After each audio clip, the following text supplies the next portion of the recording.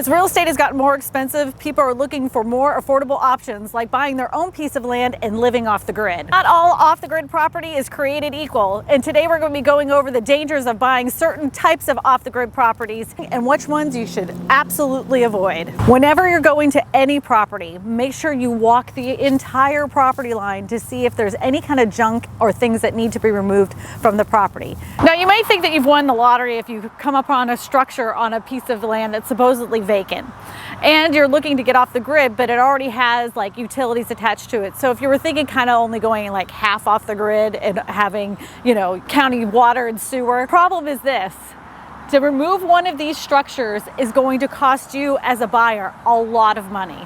So always walk the property line, the whole entire property line, all the way around, back and forth, to see if there's anything on that property that you don't want there. So that way you can negotiate to have that removed by the seller at the expense of the seller, not to you as the buyer. And not walk it just the one time. I want you to go there once it's raining. I want you to go to it when it's snowing. I want you to go to it when it's sunny, because you're going to want to know where the low parts and the high parts are on that piece of property. Wonderful. Your piece of property that you found is really close to water.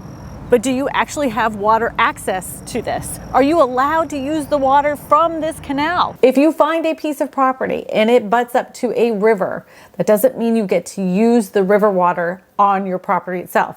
You might have it all the way up to that line, and then right at that shoreline, the river belongs to somebody else. So make sure that you have rights to that specific water. I've seen it where even utility companies have access to the water, but you don't. So you can't even put your dock out there because it doesn't belong to you. One of the best pieces of advice I heard from a person that lives off the grid was, you do not want a piece of property too close to society, and you don't want one that's too far away. And what he meant by that was he didn't want one that was too close to the city where he could hear the hustle and bustle of everything, but he didn't want one that was too far away where he couldn't get to a local hospital or he couldn't get to the local Home Depot within a 30-minute drive. Here's something that most people don't think about when they're living off the grid. How close is the closest fire hydrant to your homestead? You don't want anything to happen to your home and to catch on fire, and it's so far away from a fire hydrant that your house goes up in flames. That's something you're going to want to consider if you're planning on living off the grid. My camera is a little off angle, but you know what I mean. So I know that if you probably watched this video, you've probably watched 5 other videos about living off the grid. And I know a lot of those videos will tell you not to use a real estate agent. Granted, I am a real estate agent and I'm advising you to use one. If you're not going to use one, this is what I will advise. Make sure the piece of property that you're buying is actually being sold by a legitimate seller. There are websites out there that have land for sale, and it looks very official. You even go through this whole process with a contract, and you think that you've purchased this piece of land, only to find out when tax season comes around, you don't own it and you never did. So I just want you to be very, very alert and aware of the piece of property you're buying. Make sure the seller that's selling it actually owns it.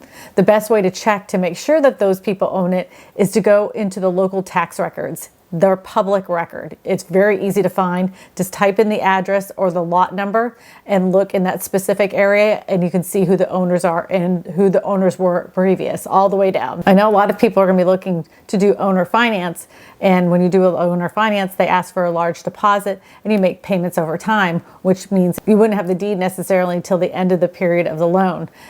If the person you've been paying all these years didn't own that piece of land, who are you exactly paying and whose property are you living on anyways? So please check that out, please. I implore you as a real estate agent. One of the biggest things that happens with a lot of properties when you're looking online, you don't understand if it has access to it. And if it does have access to it, you have right to that access. Whenever you're researching a property, find out what the access to the property is and who owns that access. So that way you know if you have to maintain that road because it's going to belong to you after the sale of the property. Another thing you're going to want to know, if it doesn't belong to you, are you going to be able to be granted access by the person who actually owns that road itself? These are the things you need to research ahead of time, so that way you know if this is the right property for you and you're off the grid home. So let's just say the piece of land that you got is like way out in the middle of Nowhereville. Think about one thing: where you're going to get your mail. Can you get a mailbox on your property, or you're gonna have to go to the post office and pick it up at a P.O. box. Is that something that even bothers you? And especially if you're looking for an eco-friendly type of homestead, having to travel and use that gas to go get your mail could be a real problem. So that's something to consider when you're looking at some of these off-the-grid properties. Now, for some people that are living off the grid, trees are extremely important to them because they like the shade. Now, for other people that are living off the grid, it's extremely important for them not to have any trees because they're trying to collect as much solar power and wind power as possible. You can always look at weather maps to see how much wind actually goes through this specific area to see how much wind energy you're going to be producing. And you're going to be able to find out how much sunlight comes through as well. Man, it's busy on the river today. Now, there's tons of websites when it comes to finding pieces of property. You can always look at Zillow and Realtor.com, but there's ones that are specifically just for land, like this one right here. I've said it before in previous videos, and I'll say it again. One of the most important things you can look at when you're looking at a tract of land is the zoning. So you can have a huge tract of land, and part of it is considered mixed use, some of it is considered agriculture, some of it is considered wetlands. So when you see the price of the land and you're thinking, wow, that's a great deal for 120 acres, and you only find out that only like 2 of those acres are available for you to build, and they happen to be in the middle of Nowhereville, there's a reason why that piece of property was so expensive. Another trick you want to know about buying an off-the-grid property is, remember when I told you before to go look at the tax record to see who actually owns the property?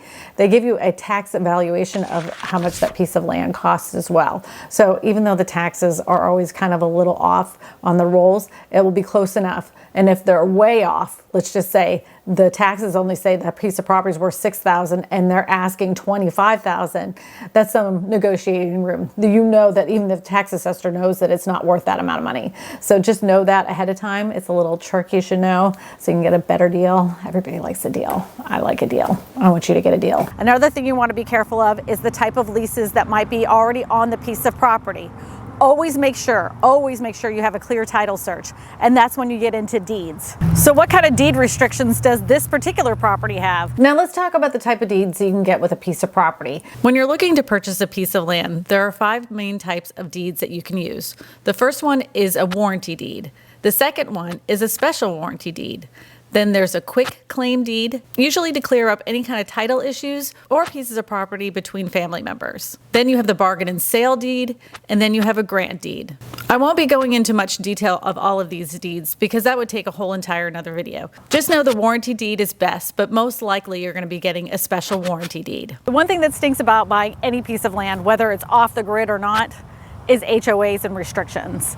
Even though you think that this piece of property is a rural piece of property and nobody's going to care what you're doing on it, trust me, you need to find out what the HOAs and restrictions are, especially if you're planning on putting something in like an alternative housing unit, like a tiny home, a container home. And just a little word of warning, if you have some neighbors that are in this HOA, go to the HOA meeting before you buy the piece of property to talk to them about your plans of purchasing this piece of property and what you plan on doing with it. So I suggest always check with your neighbors ahead of time. See if you're going to get along with them. See if this is something they will allow you to have. Even though you might not have neighbors for miles, you wouldn't believe how close that ends up being if they don't like you. If you want to know some more about buying land, go ahead and check out this video right here. My name is Kristina Smallhorn, your real estate whisperer, and I tell you all this because good real estate information matters.